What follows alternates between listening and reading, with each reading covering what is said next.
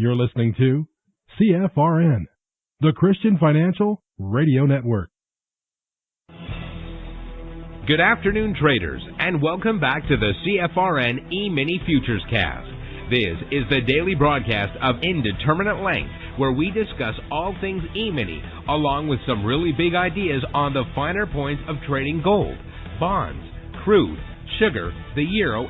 Joining us today, Mr. Michael Borg. From our trading desk in Chicago, Mr. Burton Schlichter. Now, to get things started, let's go to our host and founder in Studio A, overlooking South Mountain, America's largest city park. Here's Dwayne.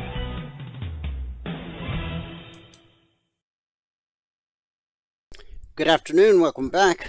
Today is Wednesday, 14th day of August, 2024. Thanks so much for joining us. Whoever you are, wherever you are, we're just glad to have you right here, right now. This is our daily schedule each and every day. So we're going to dive right into our daily devotional.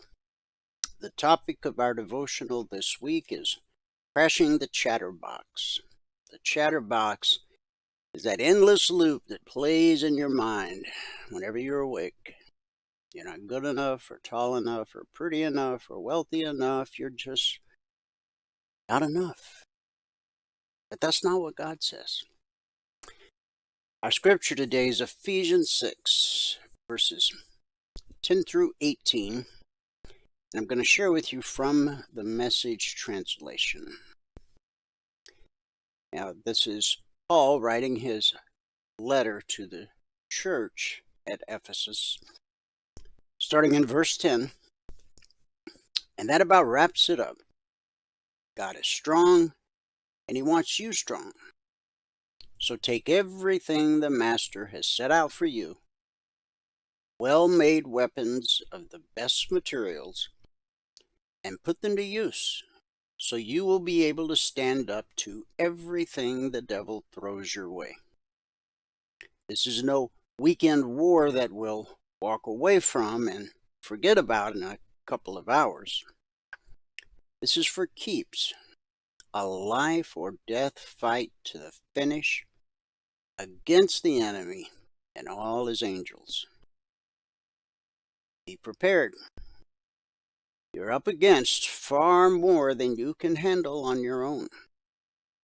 Take all the help you can get, every weapon God has issued, so that when it's all over but the shouting, you'll still be on your feet. Truth, righteousness, peace, faith, and salvation are more than words. Learn how to apply them. You'll need them throughout your life. God's word is an indispensable weapon.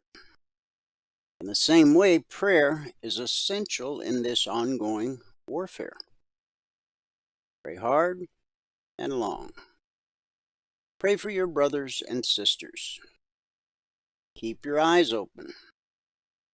Keep each other's spirits up so that no one falls behind or drops out.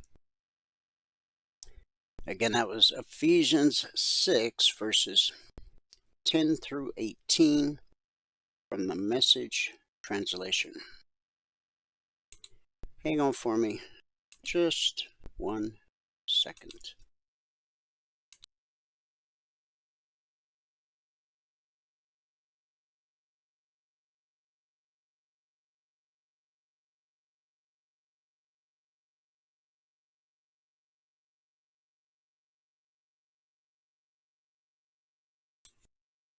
And back in a flash. Today I want you to understand, you got this. The soundtrack of life for every person God uses is often marked by the constant background static of the chatterbox. It may seem futile to think that no matter what you do, the chatterbox is never going to completely disappear. But the more we tune into God's voice, above all others, the easier it is to drown out all that useless chatter. It's not only useless, it will wear you out.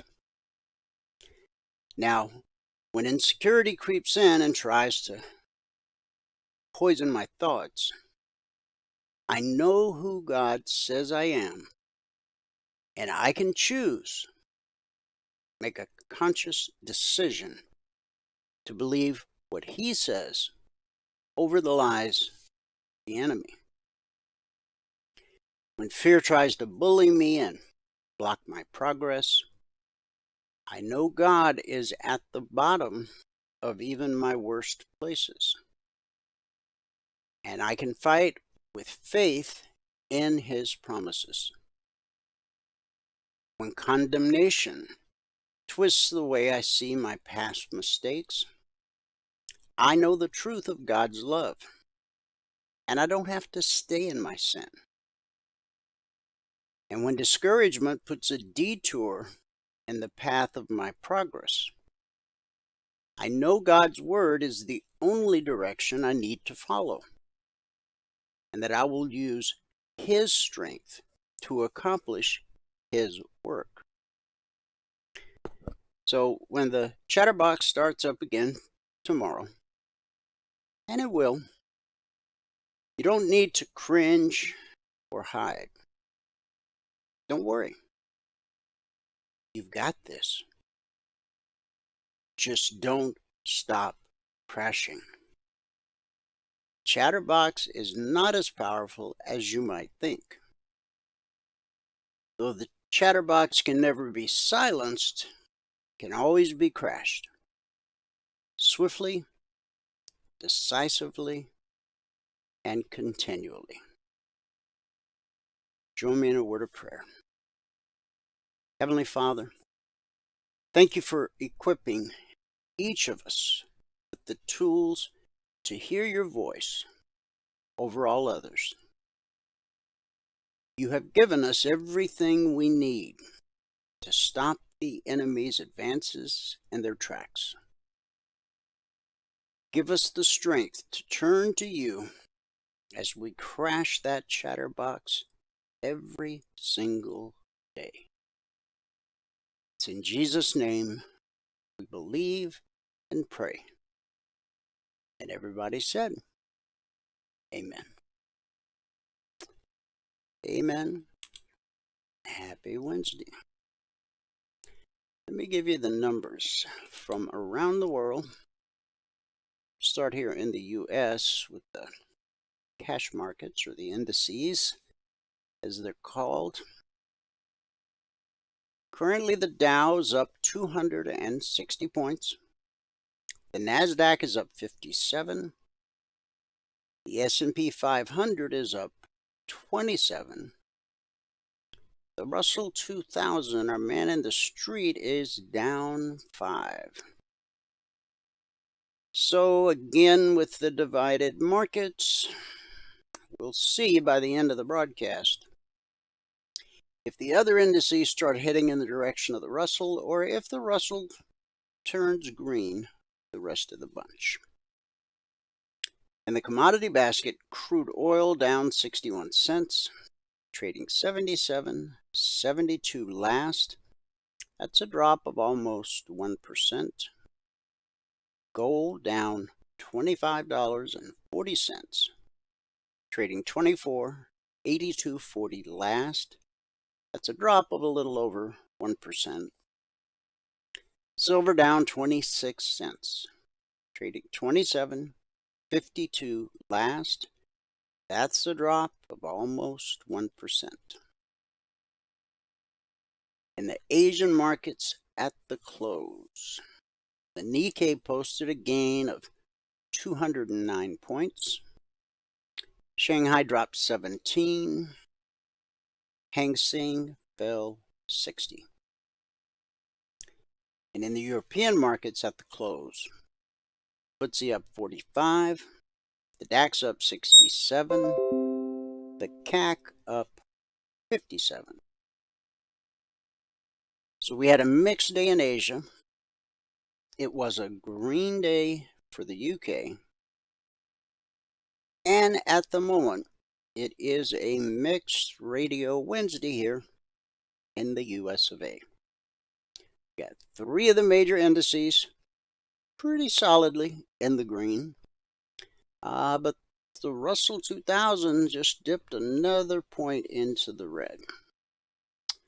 So we'll see where we're at when this broadcast ends in about 2 hours, give or take. Market news. Well, everybody was waiting for that CPI number to come out today. Yesterday was the PPI, the Producer Price Index. Today, the Consumer Price Index. A closely watched report on U.S. inflation showed that consumer price increases came in line with estimates during the month of July. That's according to the latest data from the Bureau of Labor Statistics released this morning. The CPI rose 0.2% over the previous month, an uptick from June's 0.1% decline amid a pickup in energy prices. The monthly increase in prices was in line with economists' expectations. The index increased 2.9% over the prior year in July, which was a slight deceleration compared to June's 3% annual gain in prices, and also ahead of economists' expectations of a 3% annual increase. The break below 3% is the lowest annual reading since spring of 2021. On a core basis, which strips out the most volatile costs of food and gas because, hardly anyone uses those, prices in July climbed 0.2% over the prior month and 3.2% over last year, matching economist expectations. Core prices rose 0.1% month over month and 3.3% on an annual basis in June. Markets edged higher on the heels of the report. The 10-year Treasury yield traded at around 3.85%, basically unchanged. Inflation has remained above the Federal Reserve's 2% target on an annual basis. But recent economic data, including a sell-off inducing July jobs report, has helped fuel a narrative the central bank should cut rates sooner rather than later. Notably, the Fed's preferred inflation gauge, the so-called core PCE price index, showed inflation in June was unchanged from the prior month and marked the slowest annual increase for core PCE in more than 3 years. Immediately following today's inflation data, markets were pricing in nearly 100% chance the Fed will cut interest rates by the end of its September meeting. However, the odds of a 50 basis point cut or a 25 basis point cut are now split roughly 40-60 after a 70-30 chance placed by traders last week. That's from the CME FedWatch tool. Global economist at Citibank, Nathan Sheets, said, "I think this report is a green light for the Federal Reserve in September."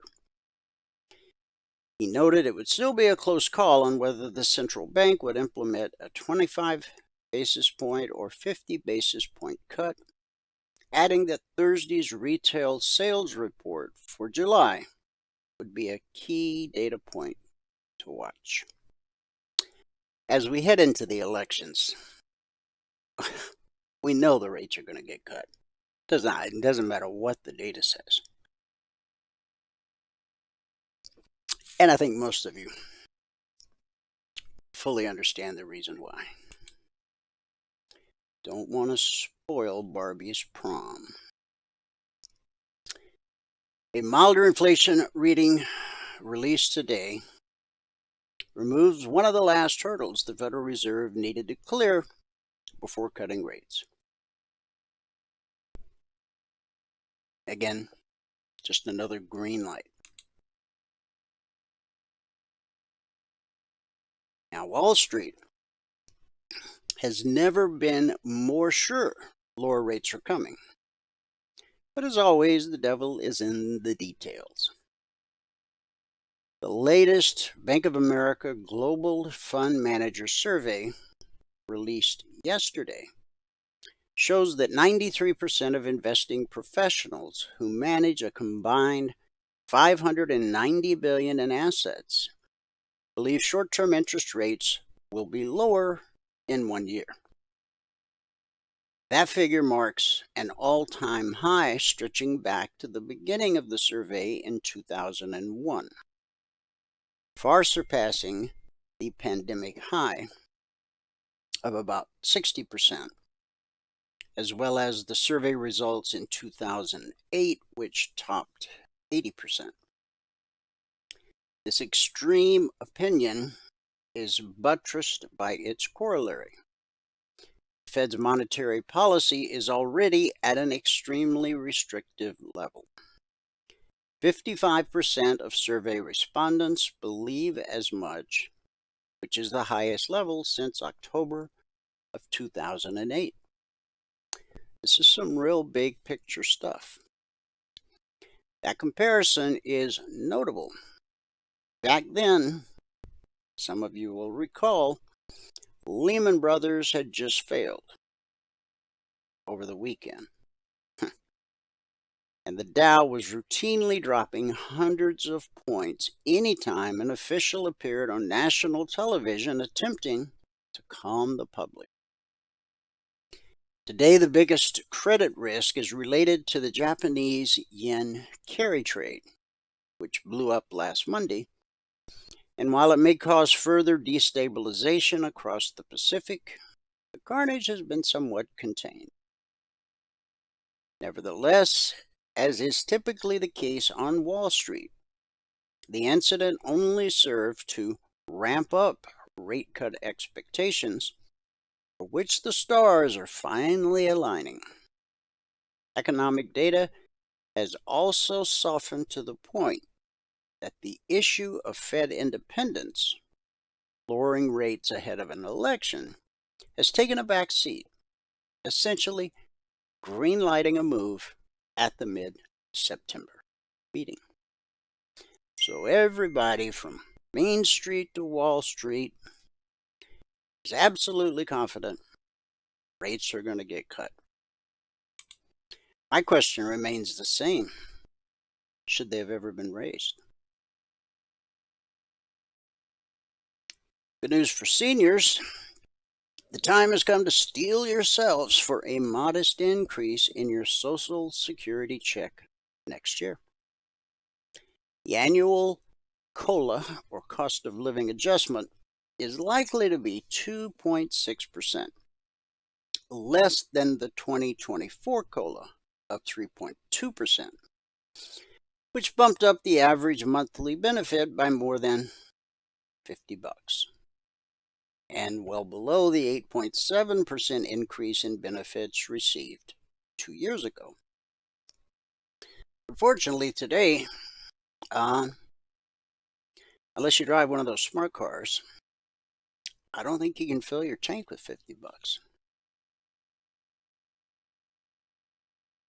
Now, the reason, easing inflation, which is a good thing overall. Crystal ball COLA estimate is based on inflation data from the Bureau of Labor Statistics released today, which again showed consumer prices in July rose 2.9% over the prior year, a tiny downtick from June's 3% increase. For those of you on Social Security, the COLA is calculated by averaging inflation data for the third quarter of the year, July, August, and September of 2024, and then comparing that figure with the same data from last year based on the Consumer Price Index for all urban wage earners and clerical workers.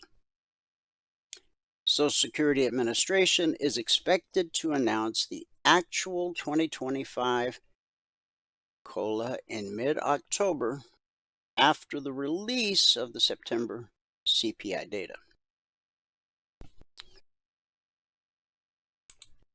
Well, I said it was good news for seniors, but at least it wasn't bad news, right?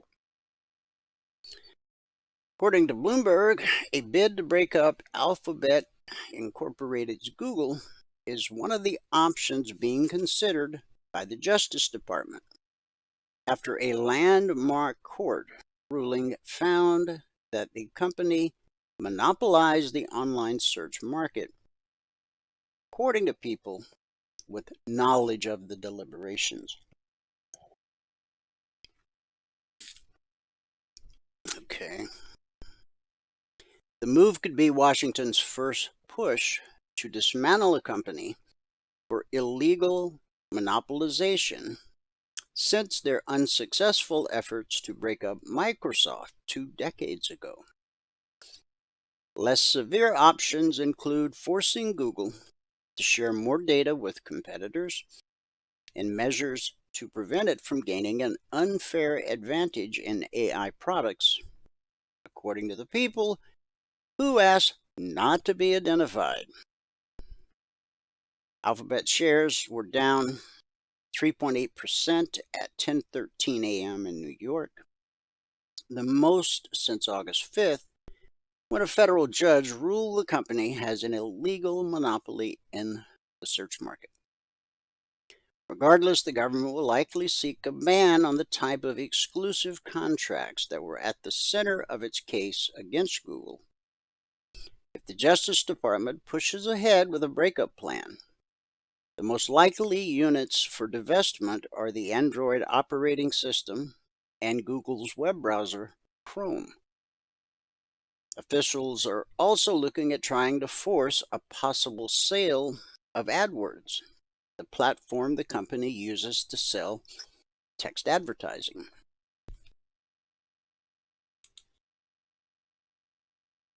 Oil inventories today, and oil fell after a government report showed a surprising build for U.S. crude stockpiles amid concern that a global surplus will emerge later in the year. West Texas Intermediate slipped to just over $77, while Brent crude traded around $80 a barrel. Both benchmarks fell by about 2% in the previous session. U.S. inflation data released today was broadly in line with expectations, keeping the Federal Reserve on track to lower interest rates next month. That's all anybody can think about. As if that's going to solve the world's problems. The Fed got us into this mess, but the question is, can they get us out of it? Yeah, I'm not so sure. Now, some of you will know who John Nigerian is. As the 2024 election approaches, Bitcoin's future remains a key topic of debate. In a recent discussion led by Roundtable anchor Rob Nelson, John Nigerian, a trio of experts discussed Bitcoin's potential year-end performance. With the U.S. presidential election on the horizon, they highlighted how political outcomes could significantly impact Bitcoin's trajectory in the coming months. Nelson began the discussion by asking Nigerian whether recent price movements had altered his earlier predictions. Nigerian confidently maintained his forecast, suggesting that Bitcoin could reach $85,000 by the end of the year, he emphasized the role of the political climate, particularly the potential impact of a Trump victory, as a significant factor that could drive Bitcoin's value higher.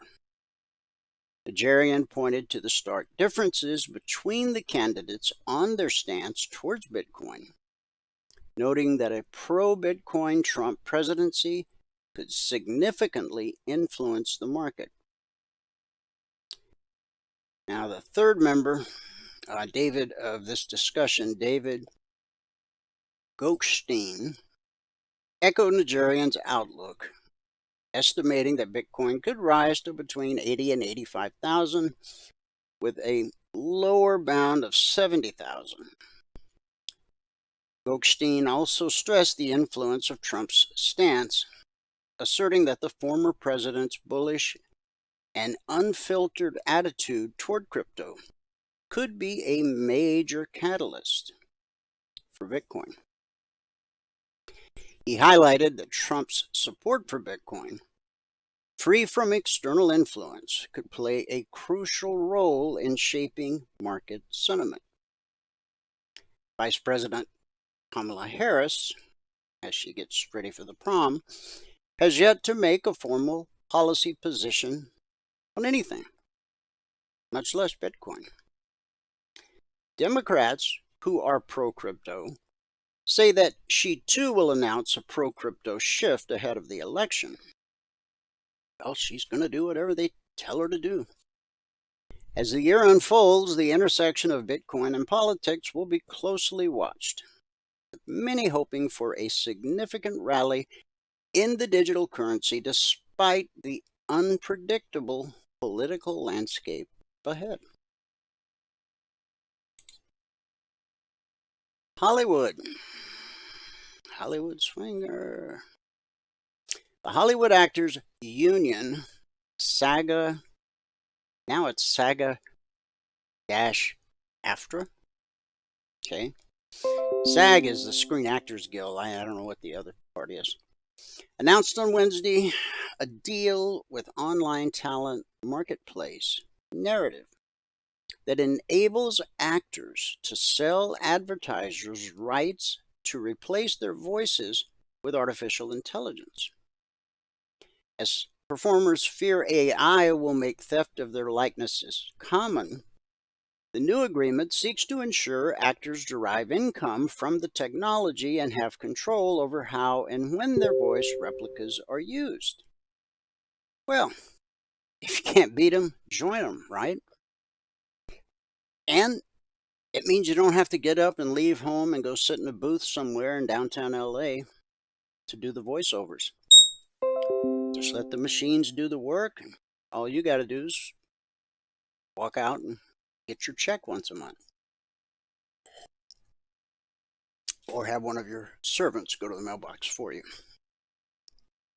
Now, not all members will be interested in taking advantage of the opportunities that licensing their digital voice replicas might offer, and that's understandable, according to a SAG official. But for those who do, you now have a safe option. Narrative, the company, connects advertisers and ad agencies with actors to create audio ads using AI. So take a guy like Morgan Freeman. That's probably a multi-million-dollar voice. So the next time you hear that voiceover in a commercial, is it live or is it AI? You'll never know.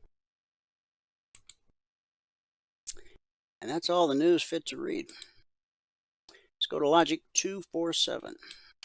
It's our 24/7 around-the-clock E-mini alert service. Now, we went from last week where we had over 80 alerts, of which 6% were stopped out, to this week where we have a total of 37 alerts midweek, of which 7 or 26% would have been stopped out based on market structure. In a very simple process we teach all of our passport holders in their one-on-one mentoring sessions. Over the last 315 weeks, we've issued over 17,500 individual handcrafted alerts. And we've averaged on a weekly basis 20% or less of the alerts being stopped out, again based on market structure. A very simple process we teach all of our passport holders. This week, since the markets opened Sunday night, we've issued a total of 37 alerts. Actually, Valerie did this recap at 7:15, so there have been a few more alerts issued since then. At the time she did the alert, we were still awaiting the outcome of 10. That gave us 27 actionable alerts, and 7, or 26%, would have been stopped out. Now, the logic alerts are designed to help you learn to read the chart and to spot windows of opportunity. They're not designed for you to just trade, so you don't have to worry about learning how to trade. They're a tool to assist you in learning how to trade. So it's very important that you use them in the way that they're created. That's if you want to learn how to trade. Maybe you do, maybe you don't. The logic alerts can come out anytime around the clock. Futures trade around the clock. We have traders around the globe. So a logic alert can come out at 2 a.m. or 2 p.m. as opportunity presents.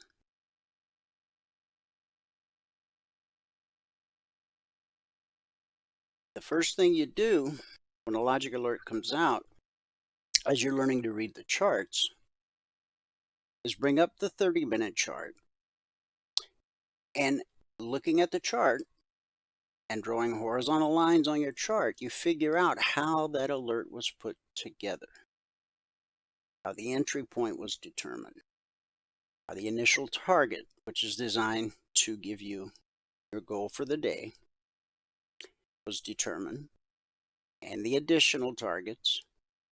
And then, of course, on a long alert, the final trade to target will always be the weekly zone above. And on a short alert, the final trade to target will always be the weekly zone below. If you'll do this, if you'll show up and do the work, within a couple weeks, you'll be able to look at a chart, any market, basically any time frame, and know what the next high probability move is. Price flows the same across all markets and all time frames. Support to resistance, back to support, back to resistance, over and over, again and again. It's a never-ending cycle.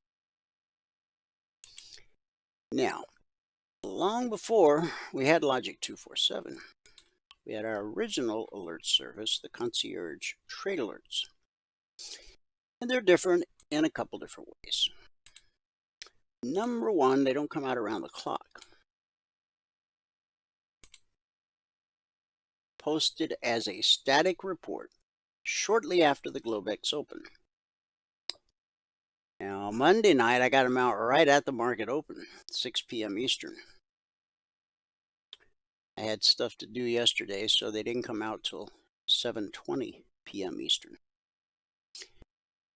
When this static report is published, the first thing you do is go to the 30-minute chart of whatever markets you actually trade. Make a note on the 30-minute chart where price is at the time the report is published. Then draw a line in the sand at the long target, a line in the sand at the short target. Those will serve as great visual cues to help you stay on the right side of the street. Price gets above the 30-minute BBC, it's attempting to reach the long target. Price gets below the 30-minute BBC, it's attempting to reach the short target. The BBC is the green line that you see on all my charts.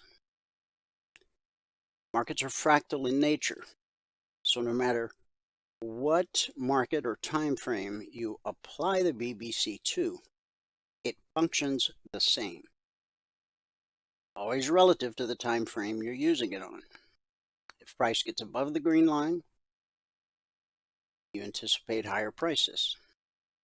Price gets below the green line, you anticipate lower prices. BBC simply stands for bull, bear, cross. Bullish above it, bearish below it. For the purpose of the alerts, both logic and concierge, it's always a 30-minute chart. Nothing magical about 30 minutes.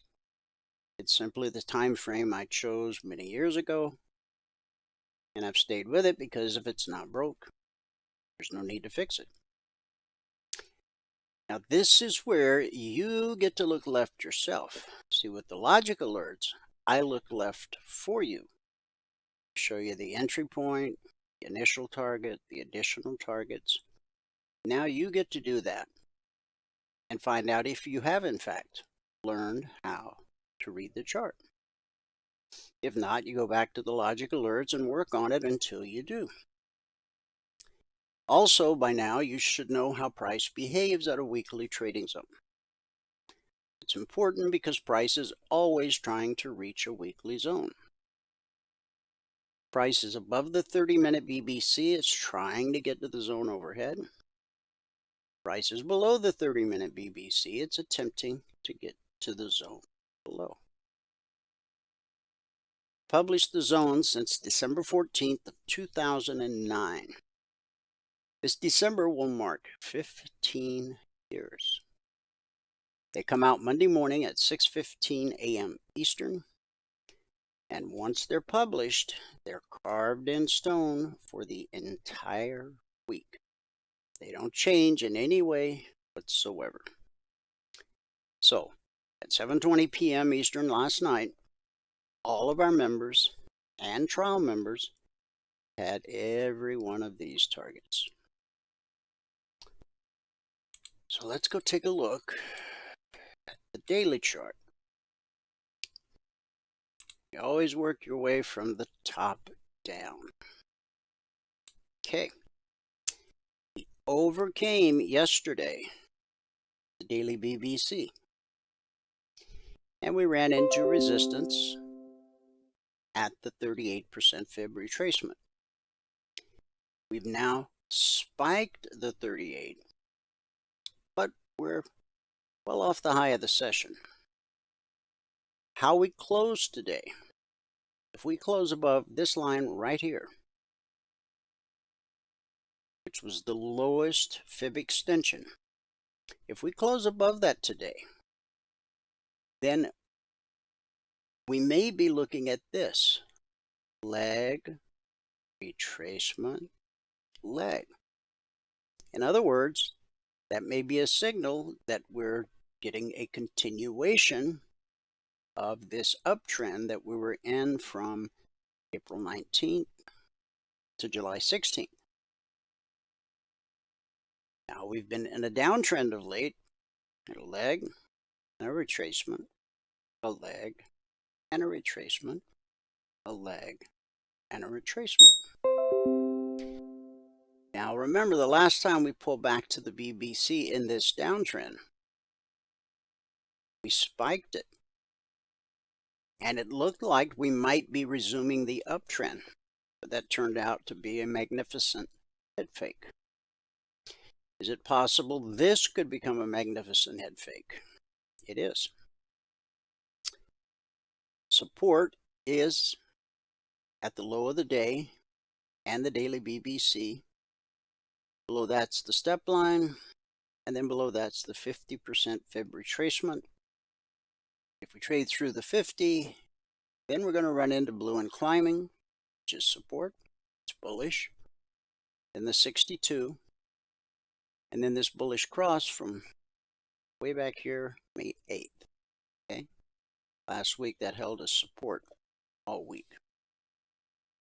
So today's close will be important. I think we have more high impact news tomorrow. But again, we'll see where we close. Remember, when we closed above here, following day, we traded higher early in the session. And then we came down hard. 3 consecutive days. So we've either got a leg, a retracement, and a leg, or we've got a leg, a retracement, a leg, a retracement, a leg, a retracement. And if this turns out to be a head fake, then we'll get another leg to the downside. These are all the areas of potential support that are labeled. I don't know if I put this chart out in the discussion group today, but I'll do that. In fact, there's no time like the present. Now, you probably don't trade the daily chart. I don't either. But I do go there every day to gather information. Institutional traders, the ones who actually move price, they look at daily, weekly, and monthly charts. The way you and I look at 30-minute charts, 5-minute charts, tick charts, and range charts. Okay, I've posted that in the discussion. So it's out there for everybody that wants to see it, study it. Institutional traders are dealing with accounts in the hundreds of millions, billions, sometimes even trillions of dollars. They trade in very large size. They're responsible for moving price. So,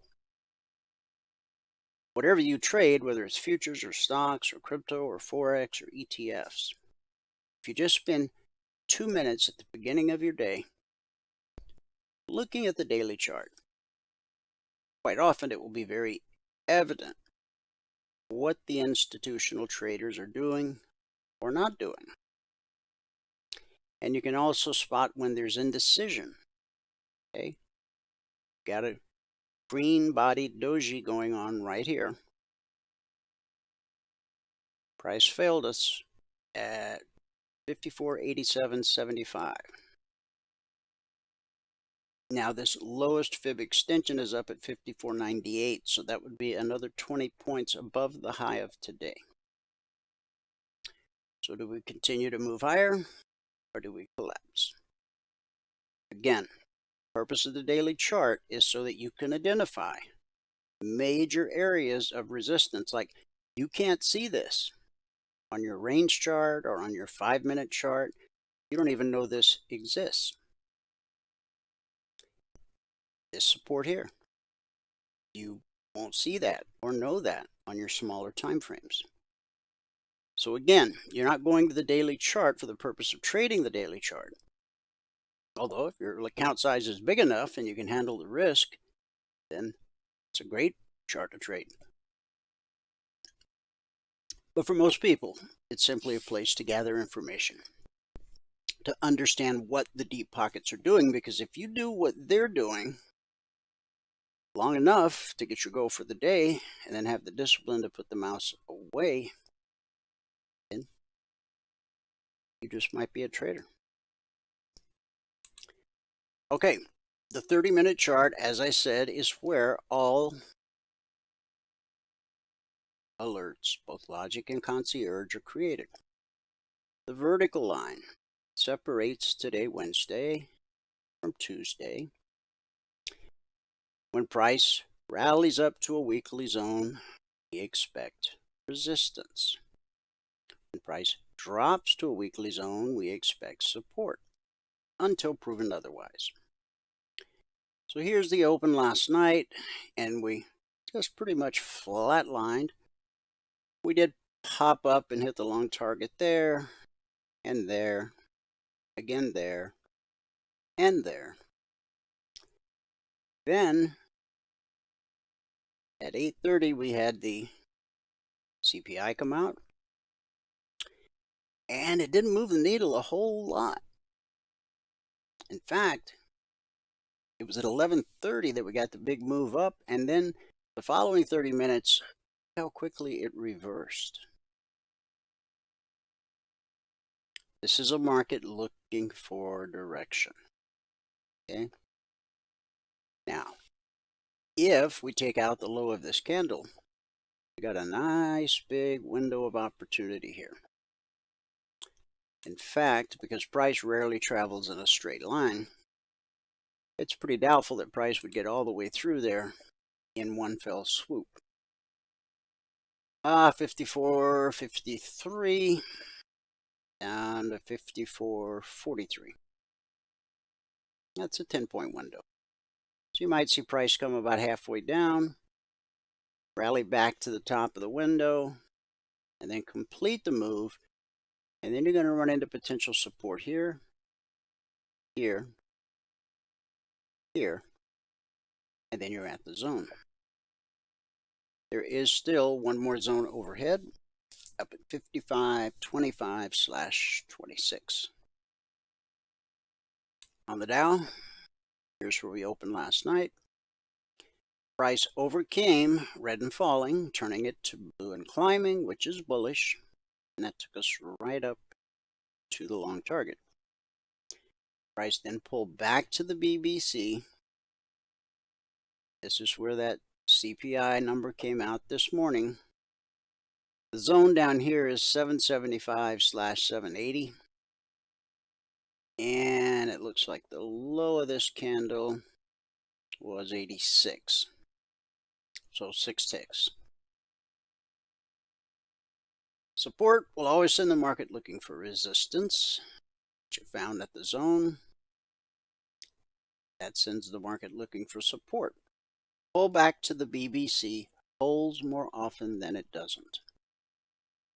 Support held sent us back to the zone resistance, which sent us back to the BBC and blue and climbing.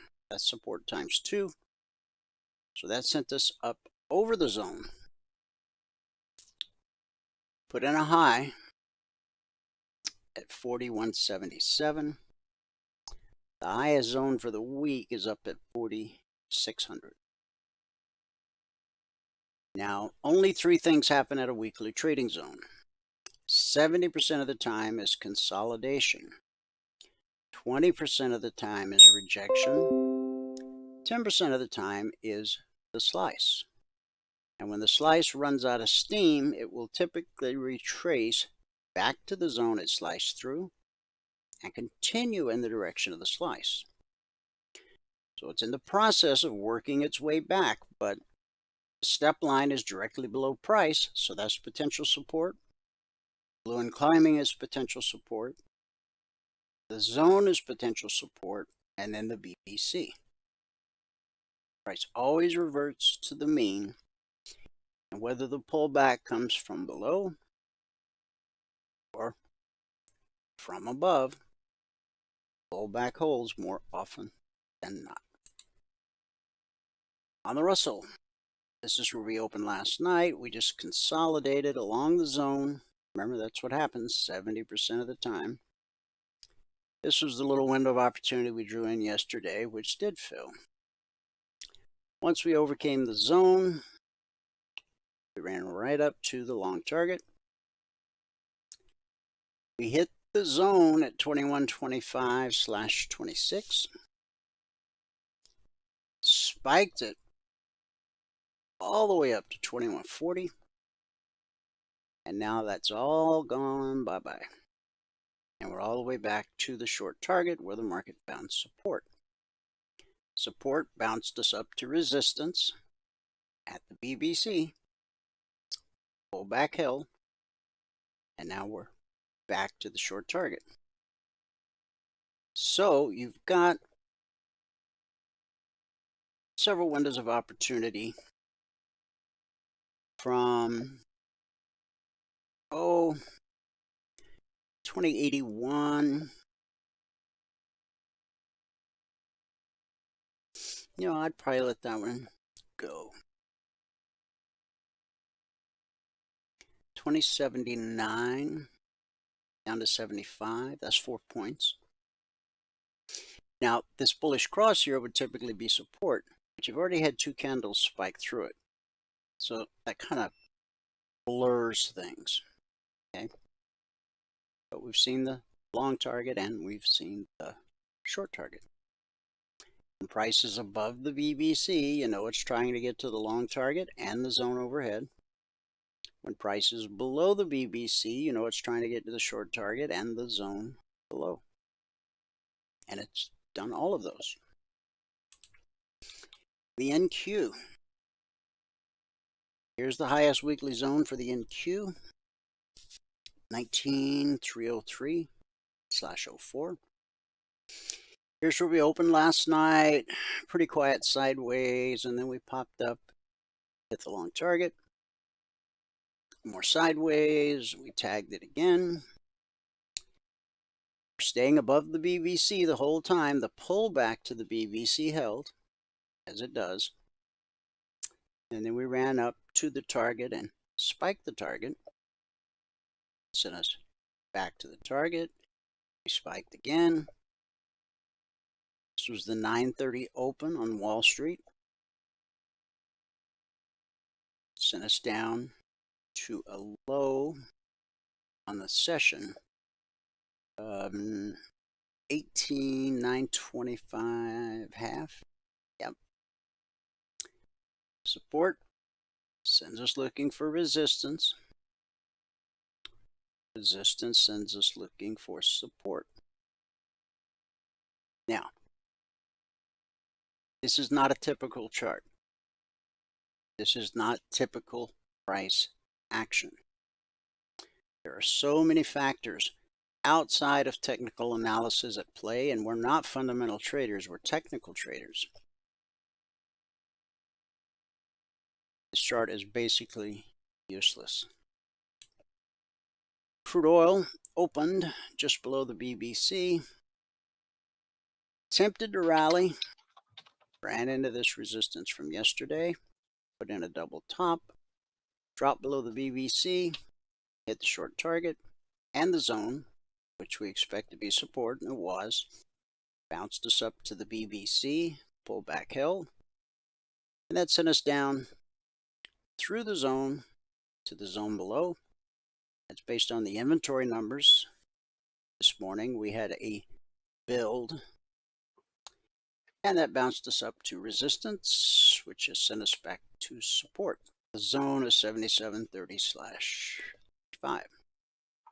So we'll pick up with gold when I come back. Michael's going to give us a recap of what happened in the live training room, and we'll trade live on TradingView for 30 minutes. And then, again, I'll finish up the recap and close things out with our good word for the day. All right. You should be looking at my charts now. Yep, looks good. Good. All right. Hang on. Let me take this, put it over here. Okay. All right, here we go. Good afternoon, everyone. Today is Wednesday, the 14th day of August, 2024. If you have not taken a free trial with us, go here to mytradingiq.com, click on the purple button right here. And when you click on that button, it is going to bring you to this registration page right here, where all that we ask for is your name, your email, and your phone number. There are 5 multiple choice drop downs right here, 5 multiple choice questions. Please answer those honestly. And down here, if you have NinjaTrader, give us your NinjaTrader machine ID, and if you have TradingView, give us your TradingView login ID. All right, let's do all those things, and when you do, we'll be notified that you did it, and we'll be able to activate your indicators for you. Okay. Again, to do that, just go here to mytradingiq.com, click on the purple button. There is no credit card required for the trial. All right. So Bitcoin, gold. Gold's down big today. Looks like, well, it's just 0.34, I suppose. Anyway, the recap. If you're going to read the spreadsheet, you have to read all the CFTC risk disclosures down at the bottom. Today is the 14th day of August, 2024. We're up 66 ticks. We took a few trades on the MQ today because they're happening at just the right confluence of events, is why I took them anyway. And I still got 6 ticks to slip. On the Russell, we were up 29 ticks, and on the ES, we're -10. We didn't take any YM trades today, which is really odd. I don't know why I didn't do that. Anyway, We're up $350 on the morning session. Today took 18 minutes and 3 trades to get to the goal for the day. At that point, we're up $2,400 with 20 contracts on. And we took a total of 8 trades. All right. So again, larger time frames, fewer trades, same results, consistent, positive results. So for the month of August now, we're at $5,840 over 10 business days, averaging $584 per contract per 2-hour business day. On the year now, we've hit our goal on 151 out of 151 days. Every day this year, we've got our goal. We've gone 313 business days since our last red day. I don't know what the record was from me getting most consecutive red days. I think it was more than 313. I think it was like 360 or something like that. Anyway, on the year now, we're at $63,792. That's with one contract. Over 151 business days, averaging $422 per contract per 2-hour business day. Now, if you were to quit trading following the 2420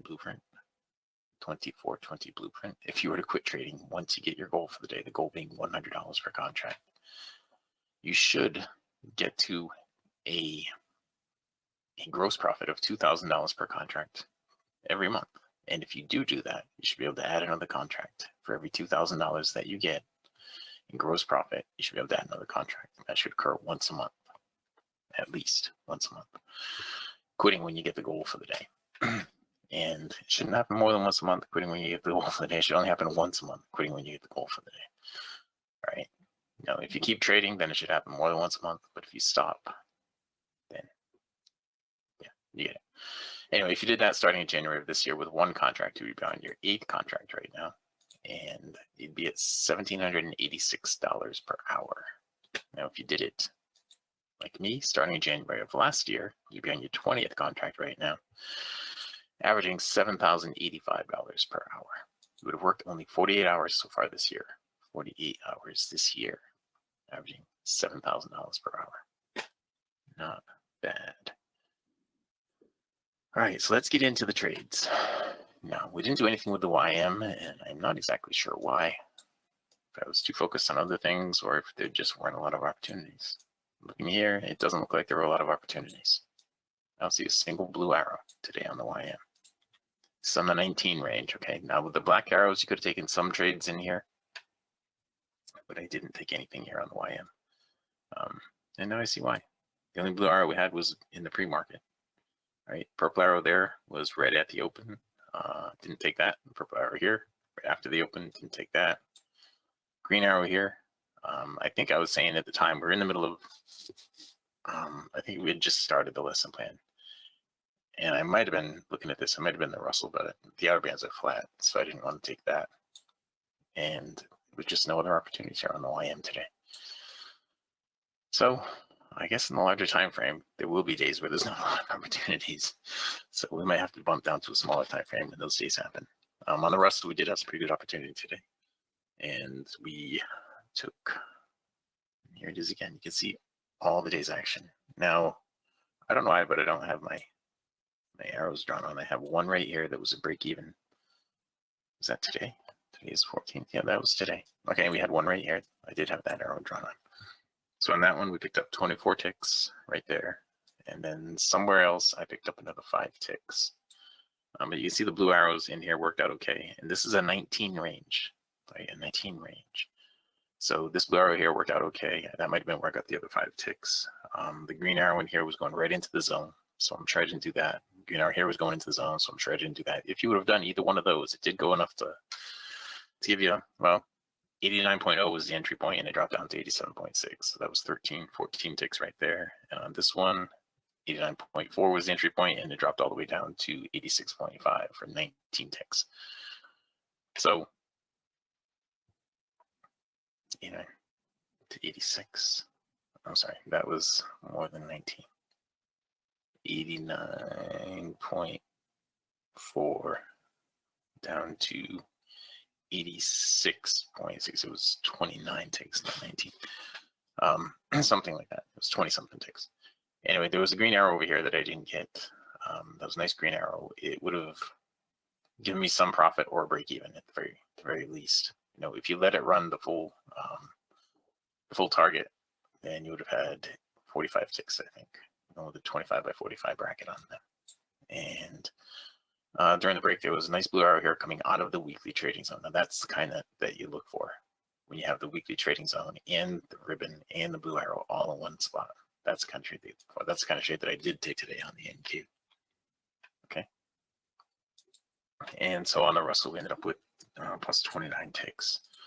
On the ES, we had just a couple of trades. Looks like one break even and one stop out. And if we slide this all the way over here like this, let's crunch it up some. Well, there's the stop out you can see, and here's the break even. So I took this one right here and I ended up with a break even. Now, I was going to lock in some profit on that, but I took a second to show where I thought it should go based on what the DOM was giving us. And that's in tomorrow's lesson on how to read the DOM. But I took a moment to show where it should go based on what the DOM was giving us. And when I did that, I hadn't locked in any profit. I had just put my stop at break even. And it came back and took down at break even. And then it went down and hit that number that I gave you. And that was it. And then over here, we stopped out pretty much to the tick on this one. And it looks like it would have stopped me out anyway. You know, eventually it went down some. Right here, it went down a little bit more. That was almost enough, I think, to get my stop to break even, but it stopped me out pretty much to the tick. So minus 10 ticks there. Then we get into the lesson plan, and there was a purple arrow there. Now with the purple arrows, let me just spread this out and show you. When you have these purple arrows, you want the ribbon to be spreading out, either spread or spreading. You don't want it to be crunching up. You don't want it to be starting to mash together or getting mashed together. You want it to be spread or spreading that. Okay. Now on the ES, we didn't take any more trades this morning, but during the break, there was a nice blue arrow right there. This one right here would have stopped me out again to the tick, but this one right here would have been enough to get your goal for the day. Again, remember, you're just trying to get the goal for the day. All right. You don't have to try to take every single trade. You're just trying to get the goal for the day. Okay. So on the NQ now, on the NQ. Let's slide this all the way back. I did take a few trades on the NQ today, so I just wanted to show you what those were. All right, so what I was talking about earlier, the perfect storm, is when price pulls back and it bounces off the ribbon. You get either a blue or a green arrow. You're bouncing off the ribbon and a weekly trading zone at the same time. That is why I took that trade right there. And we had a similar thing happen right over here. So I took this one and I got 42 ticks on that. Now it triggered my target at 48, but it slipped me 6 ticks down to 42. That's why I've been trading. That's why I've been trading the NQ very, very rarely lately. In here I got a little bit more. I went from 42 to 54, so I got 12 more ticks there. And then the next one, it looks like I got another 12 ticks toward the end of the session. We had one more trade that I took right here. Again, that was a purple and a blue arrow right at the end of the session. It was a purple blue arrow combination right there. And I got another 12 ticks on that one. Right now during the break, there was a beautiful blue arrow right there. One right here that would have been just enough to get the stop to break even, I think, if you had a great entry, 85.25, and it went up to 91.25. So it went actually plenty to get your stop to break even.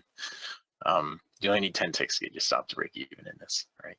And it went 85.25 up to 90.75. So it went almost 6 points. So it went 20 ticks roughly. Then it turned down. Remember, the black arrows on larger time frames. The black arrow is going to be more meaningful. Okay, black arrows will be more meaningful. So you want to consider those when you have a long way to go to get to the swing low. Right, a long way to go to get to the swing low. And those of you guys that were in here yesterday or have been watching the last month or so, in hindsight, when you look at this, you can see the diamond principle play out, right? You can see the whole thing play out, right? But when it's real time and all you see is this, when I see this, I think right over here is where price should go.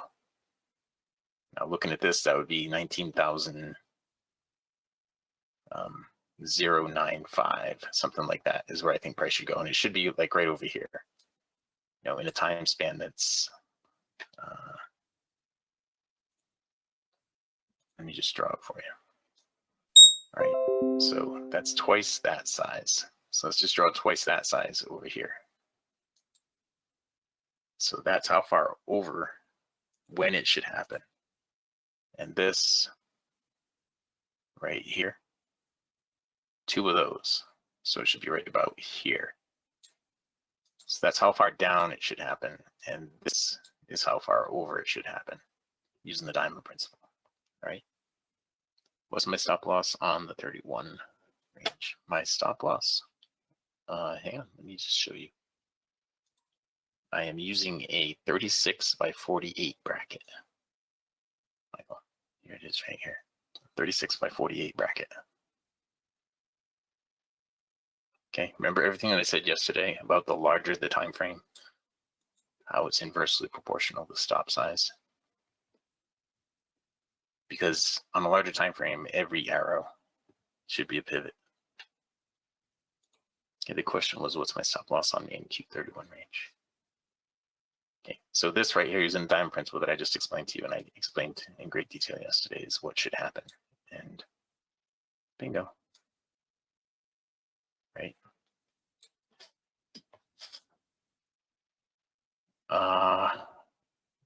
If that's what it comes out to, yeah. But if you do it with a micro, or say 5 micros, it's only $120 a contract. What did I say it was? 36 ticks. I wasn't really thinking about it in that sense. 36 times 5 is $180 a contract. $180 a contract is the stop. And the target is 48 times 5, $240 a contract. That's the target. Yeah, you're on the 48. So it's $180 a contract. And if that's too much for you, if that's too rich, do it with micros. You can trade 5 micros, have similar results, trade in the micro. And I'll switch this to a micro chart in just a second. You can have similar results, trade in the micros, half of them using a $90 stop. Right? If you trade 5 micros, use a $90 stop, that'll be a $90 stop. And your target, using the same target, instead of being 240, it'd be 120. Okay, that's where I want to go in the future. So we still keep the stops $100 or less, but you're still able to take advantage of these great moves on a larger time frame. Fewer trades, same or better money. Okay, just less stress and fewer trades and simpler trades. You'll see as we go forward, you'll see that the whole notion behind this is to make everything easier for everybody. If you look at the M and Q, without changing any of this stuff that I drew right here, without changing any of that, we'll just go to the M and Q and see how it comes up. And it loads up. All right, now where was that drawing? Where was that drawing?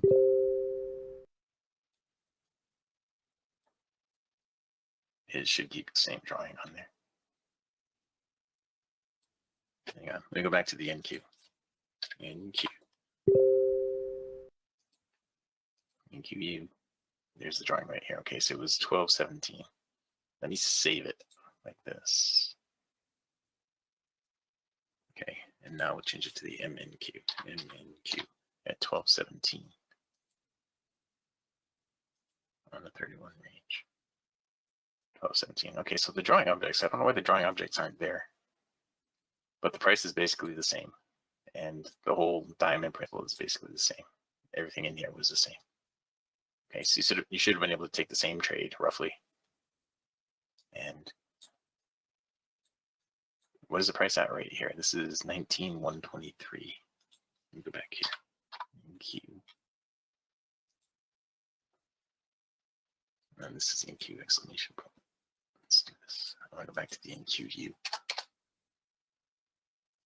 NQU. Here it is. 19,123 is what we're looking at before, and it's the same place, 19,123. I don't know why the drawing objects don't stick. The drawing objects should have stuck in there, but they didn't. I guess they're going with the symbol. But what I was trying to illustrate to you is you have pretty much the same market condition right here if you're on the micro, and you could take the same trade on a micro, and if you had 5 micros on, it's half the dollar amount in risk, half the dollar amount in profit.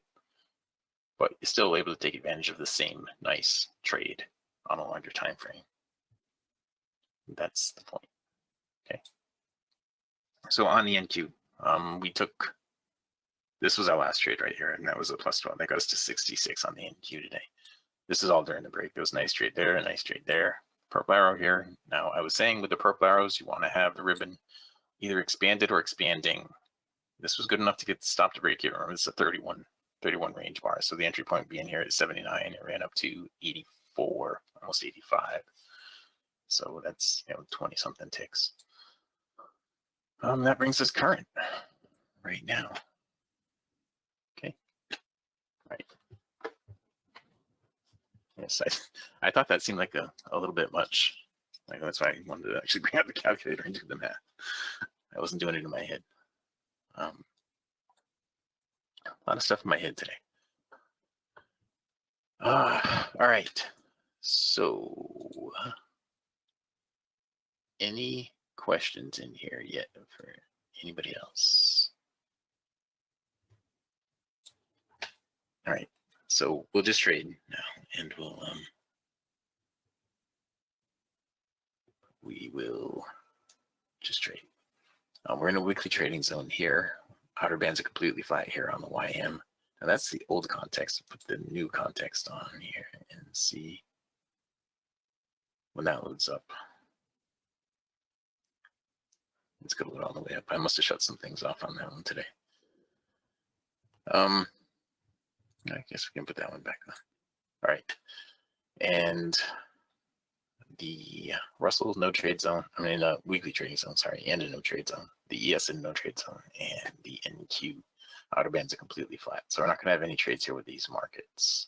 Let's jump out here and take a look out here and see what Bitcoin is doing. Bitcoin is selling off a little bit today. Right. And we'll jump out here and see what the next one, Mara, that's doing. It's in a downtrend right here, guys. You can see it's in a clear downtrend. This green arrow here suggests it's going to go down below this level right here, and below that level is this level right here, 1476. That's what it's suggesting right now. Okay. And if I flip this on really quick, this is suggesting it's going to go down too.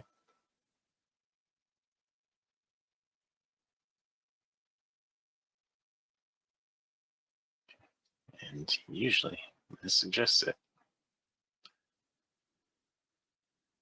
If it's with the trend, if it's with the ribbon, usually when this suggests it, it goes.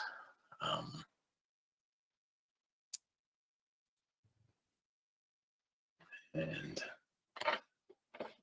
that is that. That's 6. This is 7. Now, we're out here on the ZB. Now, this Matt, is Matt in here today? He didn't respond to me this morning. He's not in there right now. Okay. So the ZB. What time frame is this? Is on the 2 range. Okay, so it's moved around a little bit today. It's had some pretty good movement, I guess. 2406 up to 2425. It just doesn't move. This stuff just doesn't move. It's painful. But it is what it is. Let's go back here and we'll go back to these 4. Maybe we'll get a trade out of one of these here while we wait. Doesn't look like we're going to get anything. All right. So I am open to questions from anyone right now.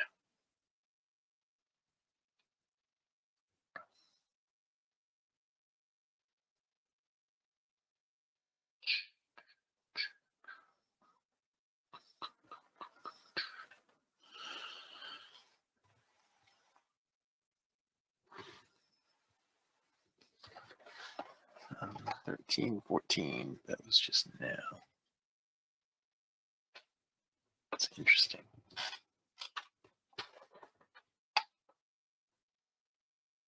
Interesting.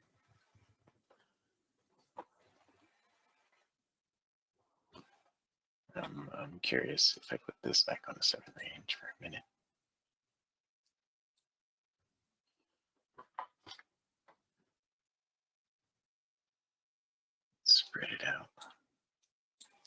see, we ended up with no trades today on the 19 range on the YM.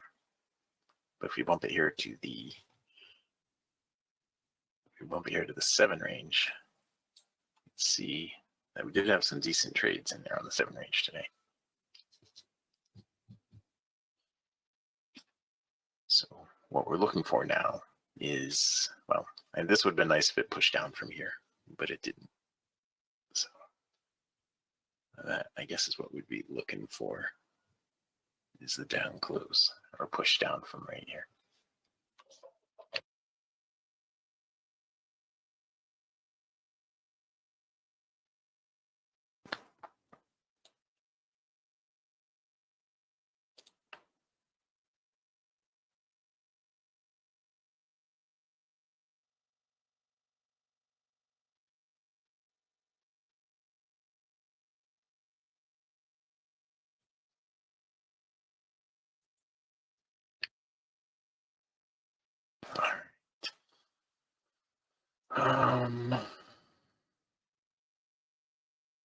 Nothing there, nothing there, and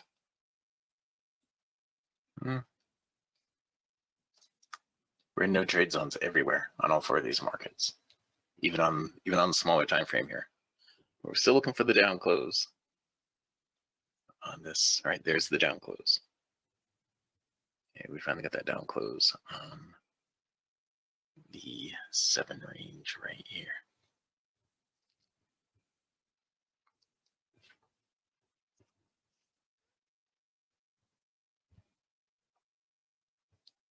Okay, and now it's actually looking for an up close because it changed directions right here. It's actually looking for the up close now. So we'll just have to wait and see.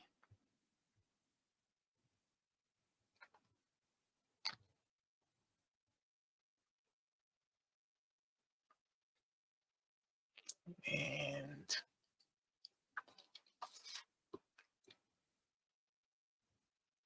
there's the up close right here. It hasn't really given the push up yet though. Okay.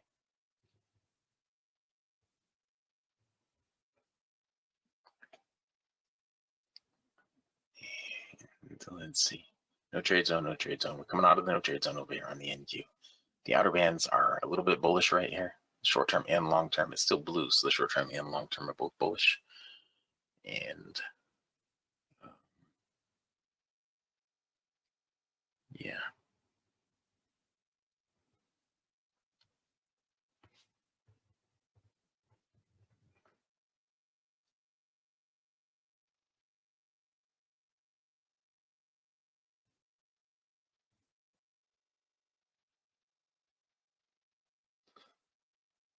There it is on the NQ. Now that is a really slow moving thing. Now that's not actually a trade there because we didn't come out of the oversold. So it's not actually a trade, sadly.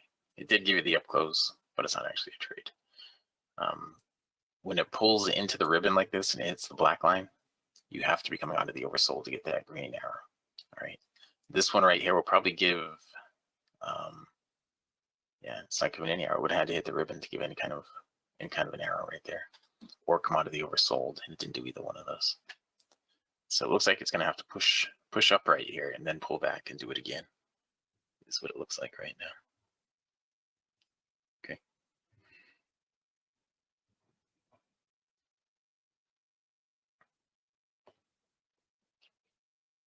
That's what it looks like right now.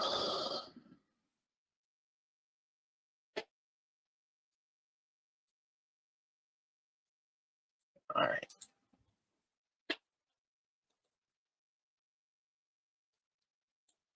Time is 1:20, so we have 10 minutes left in this section. Now, I didn't do this part yet.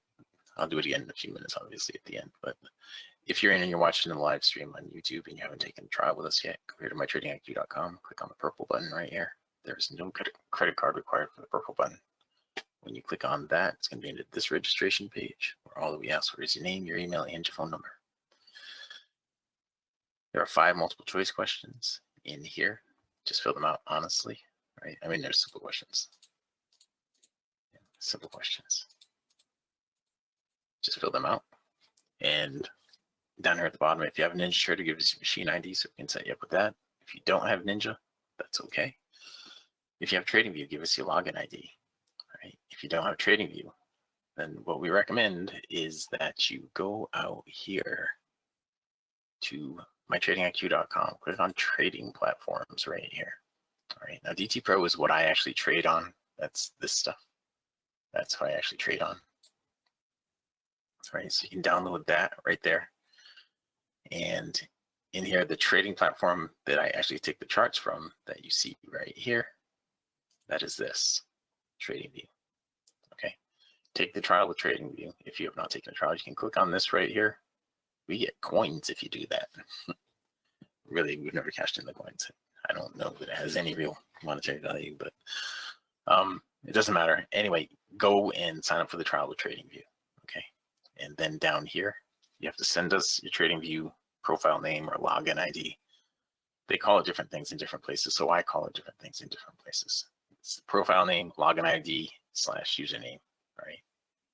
You know, I know on the website, if we go here, not there, on the registration page down at the bottom, I call it a username. All right. They've called it different things over the years, so we have different things in different places. Either way, what I'm looking for is what you logged in as right here. You hover over this thing on your computer, it says you're logged in as something. That's what I'm looking for. All right. That's what we need to get from you. Okay. And yeah.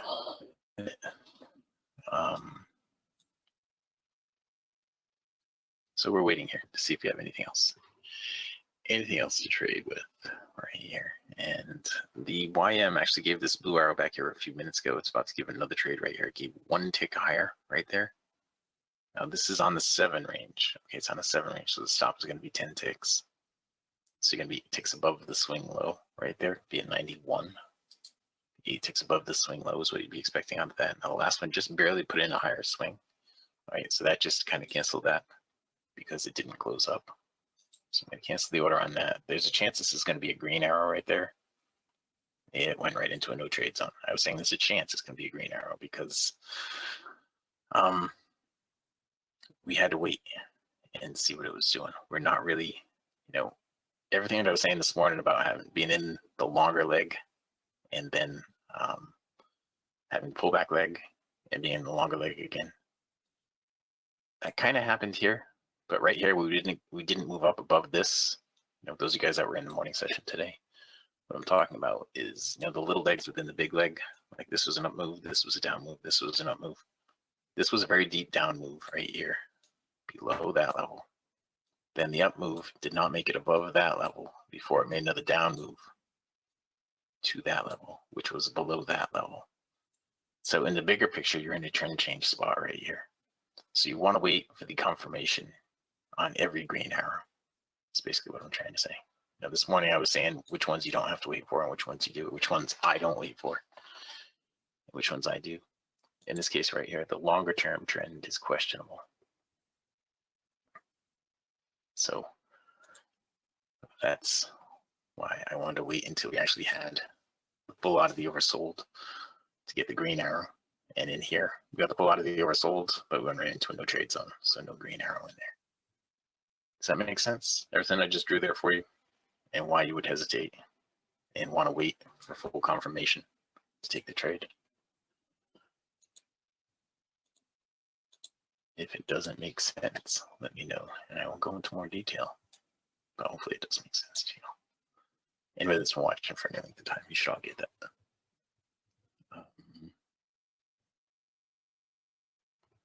And we had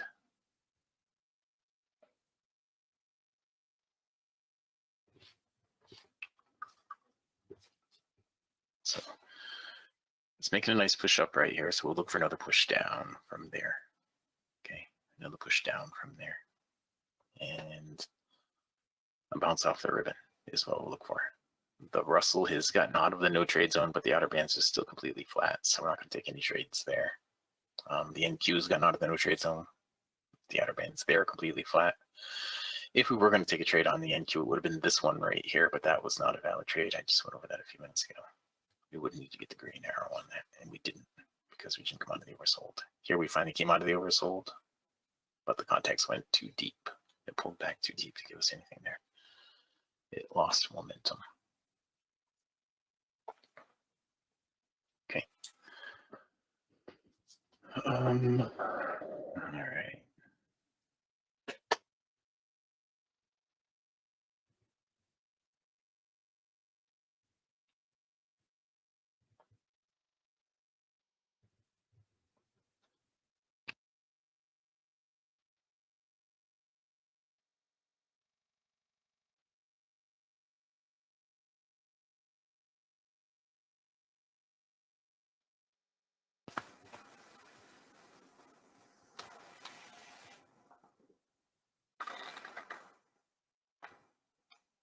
So we wait. I don't see any more questions in here, so I'm guessing you guys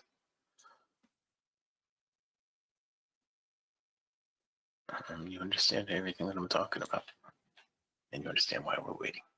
We're even on a smaller time frame over here on the YM, and we're still not getting any trades. We could drop down on the NQ. I'm not going to trade it, but we could drop down to a 15 range and see what happened there. Okay, there's some blue arrows in here.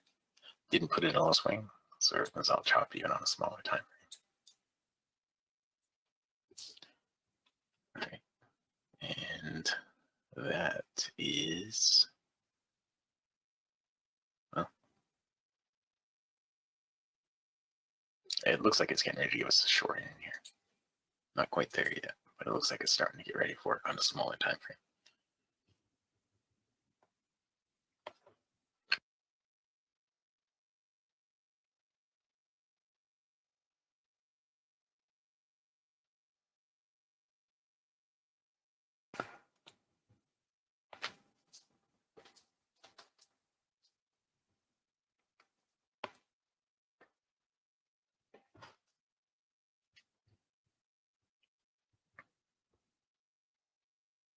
All right, now here on the Russell, we're coming down to test the ribbon.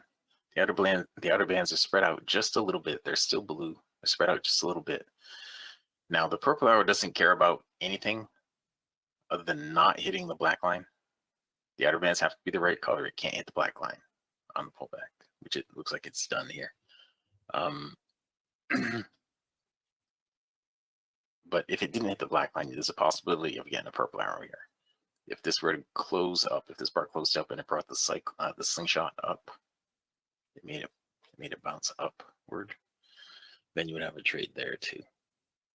Okay, but I don't know if that's going to happen. It's coming right out of the zone. This is not a bad trade to take if we're coming out of the oversold, but it's not coming out of the oversold, so you're not going to have a trade here. We'll see. I don't think so. All right, and over here on the NQ, nothing on the 31 range. I'm going to drop down. It was still choppy on the 15. The S, you can see on the 7 range. We stayed on the 7 range all day on the S, and we ended up with minus 10 ticks. Were some pretty nice trades, but we got the stop out. And on the Russell now, we're still waiting for that to give us the up close. It's not going to give us a trade, but we're still waiting for that up close. Over here on the YM, on the 7 range on the YM, it's worth noting this and this and this. Okay, just pointing that out. It coincides pretty well with the ultimate slingshot, but not exactly all the time. Okay.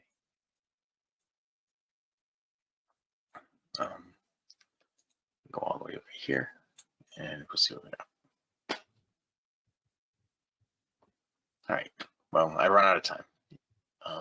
If you want to take a free trial with us, go here to mytradingiq.com, and right here, click on the purple button. That is how you take the trial. Now, there is no credit card required for the trial. Click on that purple button. It's going to bring you to this registration page. It takes you 30 seconds or less to fill out first name, last name, and you have autofill. Probably fill all that stuff out for you. First name, last name, email, drop-down boxes, multiple choice questions. Give us your insured machine ID if you have one, or your TradingView login ID if you have one. Hit the register button, and we'll know that you did all that. We'll enable the indicators for you so you can start using the indicators at the beginning of your trial. Right? Here's another one on the YM coming on. See what I mean? Not everyone is the same. Anyway, that is it, guys. With that, I'm going to wrap it up and pass it back out to fabulous Phoenix, Arizona in Studio A, overlooking South Mountain, America's largest city park. Dwayne, if you are ready. Yep. Recap of the morning session. Today, it took 3 trades and 18 minutes to get to $2,400. Good job. Thank you. All right, guys, we left off with gold, and here we are.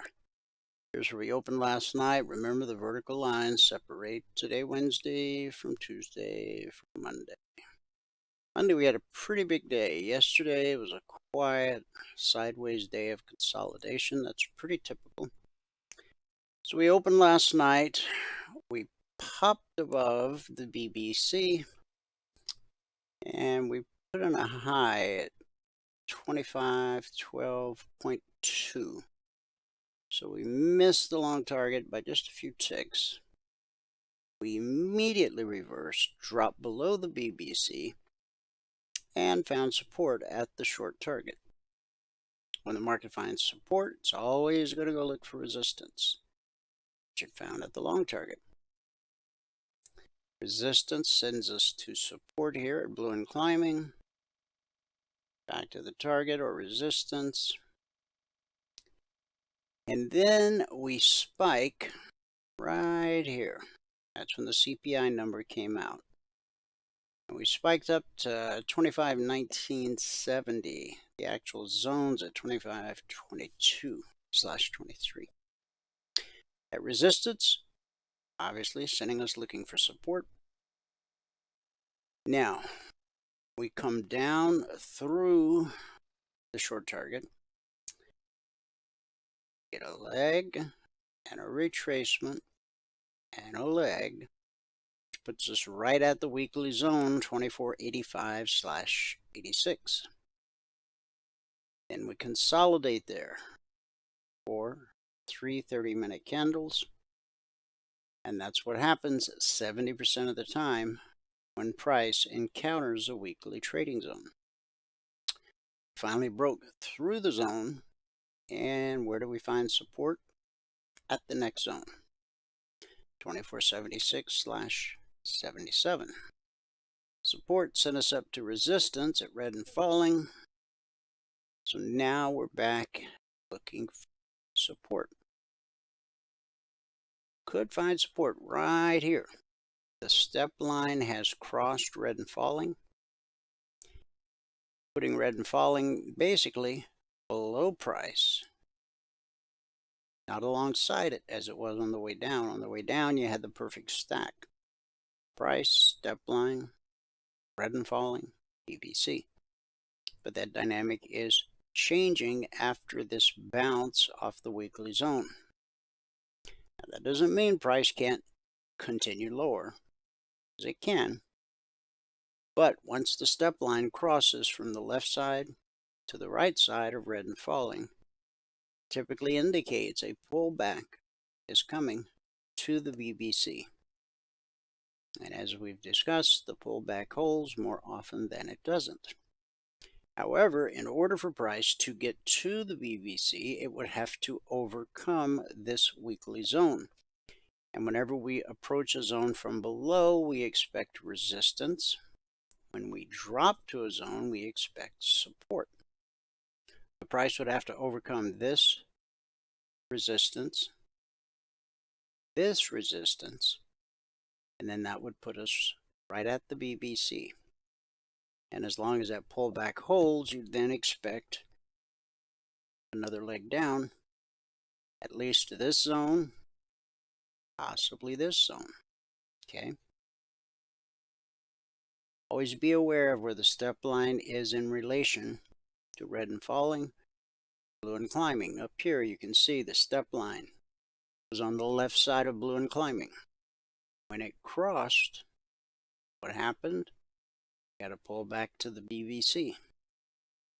It held for one 30-minute candle. It spiked it, but it sat right on top of it. The next candle took us below, and did all the stuff we just talked about. Silver, pretty active. This was the open last night. We're above the VBC, so we're thinking higher prices. Blue and climbing was directly above price here, so that's potential resistance. Okay, you see this bearish cross, the red line got below the green line, became this high yesterday, and it's the area where we would expect there to be resistance last night. And on a smaller time frame, you may have seen resistance, but on the 30-minute, it appeared to have glided right through it, which is unusual, but it is what it is. So we hit the target, we hit the zone. Resistance. Resistance will always send the market looking for support. So down we come to the BBC. We trade below the BBC and the zone. We hit the short target, which is right at the bullish cross. We trade through that, and we find support before we get to this low. That's buyers coming in early. So they ran it up to the BBC, which was the initial, and the zone. It's resistance times 2. Red and falling had gotten directly below price. So on the retracement, it came support. That support pushed us through the BBC and through the weekly zone and right up to the target. Resistance sent us to support at the step line, which sent us back to the target and the zone, which we spiked. We spiked it again over here. Price came back to the BBC, traded through it, hit support at the short target, bounced back to the BBC. Then we had a bounce all the way up to the long target, but in the same 30-minute candle, we went from the long target. First, we started here. We ran all the way up to the long target, then reversed and came all the way back down to the short target. Now, when the market found support here, based off this low, just look at the horizontal line on the cursor, that bounced price up to the BBC. We know the pullback holds more often than not. And when we're pulling up to the BBC, having red and falling overhead is an indication that there's a greater probability that the pullback is going to hold. So that resistance sent us looking for support, which we found at the zone. Spiked it, but closed well above it. This candle opened, moved up to the step line, resistance, sent us back down to the zone, support, then dropped to the next zone, where we've been consolidating now for 1, 2, 3, 4 30-minute candles. Now, notice on the way down, you had price, step line, red and falling. And as time went on, I mean, we're talking about the passage of time. You know, how when time passes. Okay. See how they get closer and closer and closer? So we're on the verge right here of the step line crossing to the right side, red and falling. If so, then we would anticipate a retracement back to the BBC. But remember, price has to overcome this weekly trading zone, because when price moves up to a zone, what do we expect? Resistance until proven otherwise. Okay. So we've got to overcome this zone, and then we're at the BBC.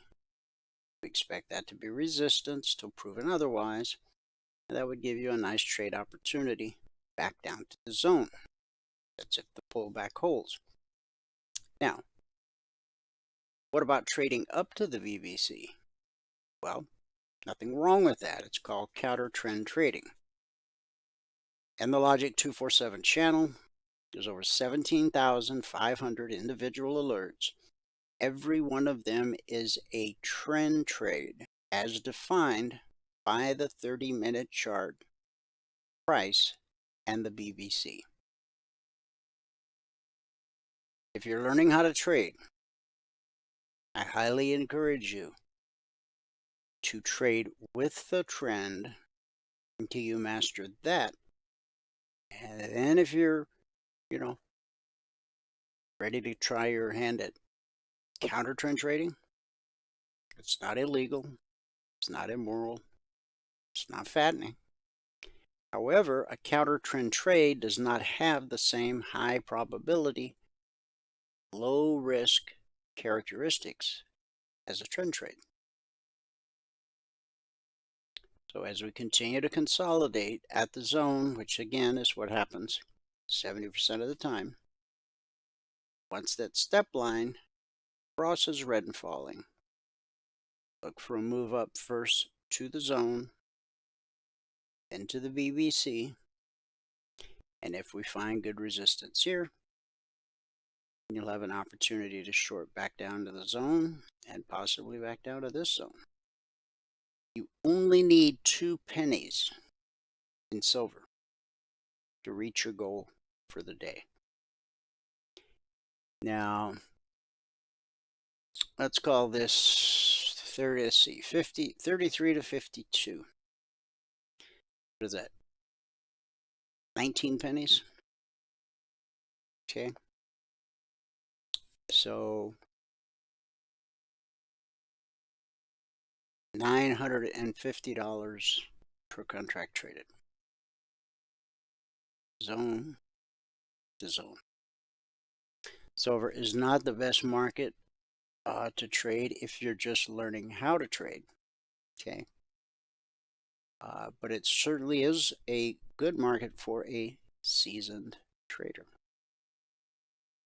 And these are the zones that were published Monday morning at 6:15 a.m. Eastern. Resistance to support to resistance. And here we are, a couple zones lower at support. Euro above the highest weekly trading zone. Now, by close of business on Friday, we expect price to be at or below the highest weekly zone. Over the last almost 15 years, that has been the case. 9 out of 10 weeks on all the markets, probably 9.5 times. Is it possible for price to close above the highest weekly zone or below the lowest weekly zone? Oh, absolutely, it is possible. But it doesn't happen a lot.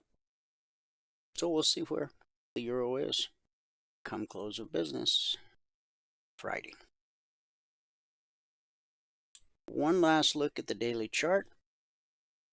Okay, that line that we were talking about, that lowest fib extension. So still a market looking for direction. Got a doji with a big body on it. Okay, but we're well off the low of the session. And we're well off the high of the session. Got potential resistance here. Your next resistance will be here at the 24% fib retracement, 55.55. Then the 24% fib extension. And the high of August 1st. That will bring us up to the 38% fib extension. And then the high of July 23rd. That's how you read a chart. You have no control over what the market is going to do. However, you can learn to know what the next high probability move is. I suspect this could very well turn into a head fake. And if it doesn't, then it, as I posted in the discussion group last night, could very well be the beginning of the next leg up. You see, price always travels in legs. Leg, retracement. Leg, retracement. Leg, retracement. Leg, retracement. But on this retracement, we closed below the BBC, just like back over here. On May 3rd, we closed above the BBC. And so from May to July 16th, we were in an obvious uptrend. Every pullback to the BBC held until it didn't. So then we get a leg, a retracement, a leg. See how support came in at the 38? 5 out of 6 trading days. Pull back to the BBC held. That sent us down to this low. So, leg, retracement, leg, retracement, leg, retracement. So, the question now is, does the downtrend continue, or did we simply have a deep pullback in this uptrend? The daily chart will give you lots of information, but at the end of the day, you've got to trade what's in front of you based on whatever time frame you've chosen to execute your trades. Just remember, the institutional traders are watching daily, weekly, and monthly charts. Doesn't mean you should try to trade those charts, because that requires a tremendous amount of risk. If you know what the deep pockets are doing, you see, our software and our strategy is not designed to outsmart the institutions with their infinite resources.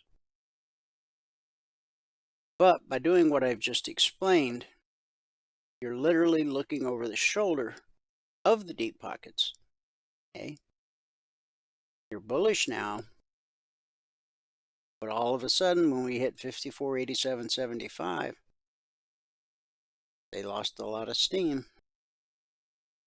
If we should close today below the BBC, you know, based off the daily chart, where major support is, there, there, there, and there. You can't see that on your tick chart or your range chart, or even your 5-minute chart. Okay? It's so important that you learn to use multiple time frames. Not only to use them, but to learn to think in multiple time frames. Things can look incredibly bullish on a very small time frame, but by looking at a larger time frame, you can easily see that you're about to slam into a brick wall. That'll leave a mark. To become a member, go to mytradingiq.com. If you have questions, call us at 949-42-EMINI or send an email to support@cfrn.net. As a passport holder, you will have 2 hours of live training every trading day. That's something 9 out of 10 new traders don't have. They don't have anyone to teach them how to trade. They think they do because they bought books, they watched YouTube videos, they signed up for some room with a grumpy guru barking out calls, who banned you the second you question his integrity. Okay? We get stopped out all the time. We don't hide that. You start sweeping stuff under the carpet, pretty soon you're going to trip over it. The truth about trading is you will get stopped out. What matters is how you deal with it. An amateur trader is going to just fold, smash their monitor, bang their head in the wall. A professional trader is going to understand that the stop out is the cost of doing business in trading, and they're going to look for the next valid trading opportunity. without letting that stop out change the way they think. You've already written your business plan. You've already written your trading plan. Prove to yourself in your demo account that they both work just fine. So when you go live, the thing you don't want to do is change anything.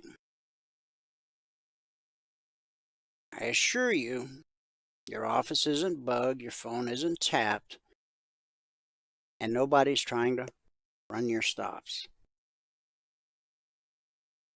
Not only do you get 2 hours of live training in live markets every trading day, you also have access to private one-on-one mentoring. The strategy you learn, the indicators you own as a passport holder, are fluid across all markets and all time frames. So whether you trade futures or stocks or crypto or Forex or ETFs, everything works the same because price flows the same across all markets and all time frames. As a passport holder, you get the Logic 247 alerts around the clock, concierge trade alerts every night when they're published. Get the weekly trading zones Monday morning at 6:15 a.m. Eastern. And you're able to attend the members only workshop every Thursday night at 8 p.m. Eastern, which is tomorrow night. So if you've been on the trial and you want to be in the members only workshop tomorrow night, you should be receiving an email today or tomorrow. It gives you all the instructions you need to become a member, so you do receive your invitation to attend the workshop tomorrow night. And that welcome email that you get when you become a passport holder, save it because you're going to need it. It's full of information that you might not even understand when you first get it. So in your email client, create a folder. Okay. Put that email in that folder.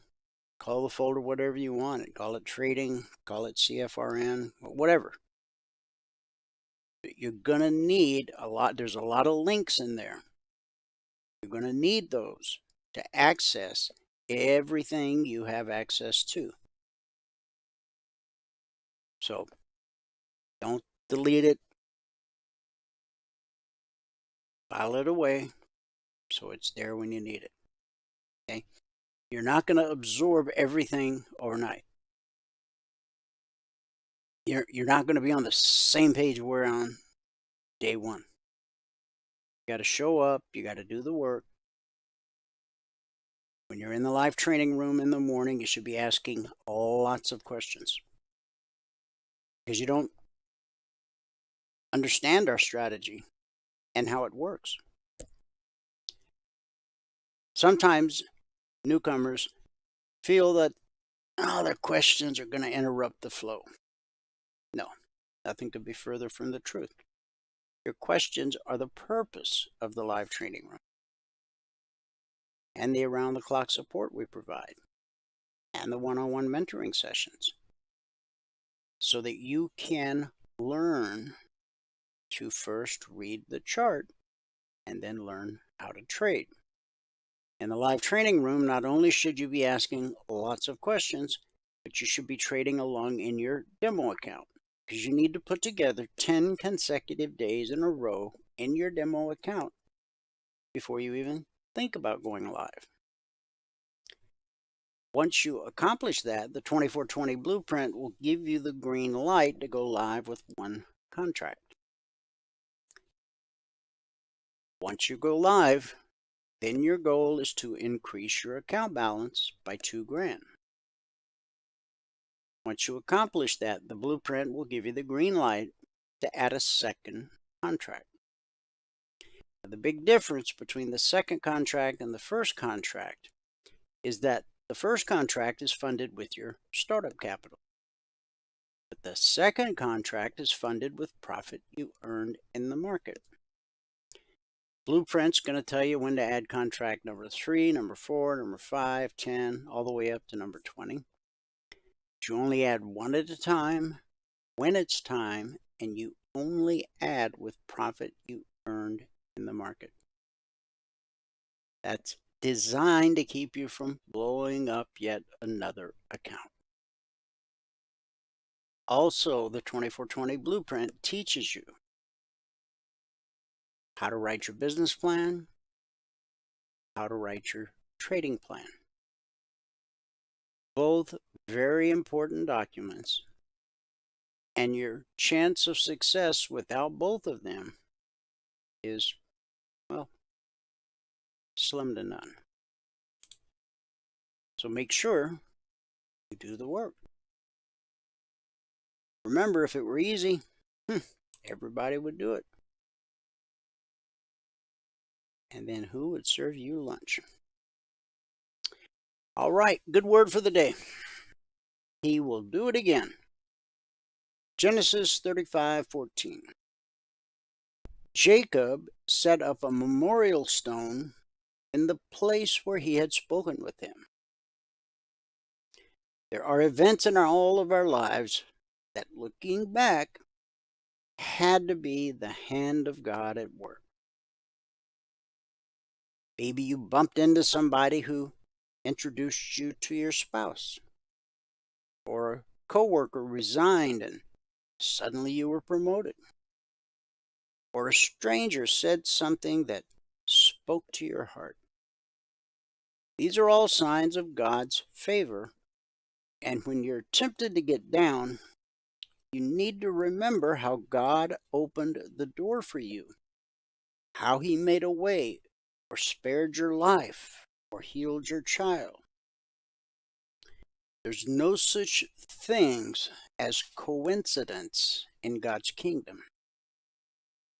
When something good happens, recognize that it's God and recall it often. In the Old Testament, Jacob set up a memorial stone in the place where he had spoken with him. Have you established any memorial stones lately? A sure way to build your faith is to remember all the times God made a way when every door was locked and barred against you. Days when you were lonely and God brought the right person into your life. Nights when you felt so bad you didn't think you would make it till the next morning. And suddenly, out of nowhere, God turned things around and gave you the all oil of joy for mourning. Lifted you up out of the pit, gave you a new beginning, and today you're happy, healthy, and whole. And best of all, if He did it before, He'll do it again. He's the same today as He was yesterday.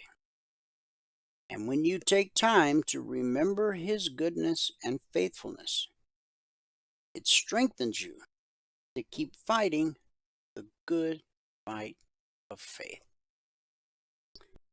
That's a good word for today. Thanks so much for tuning in. Wherever you are, may God continue to richly bless you with His mercy and with His grace. And I'll see you at the bell.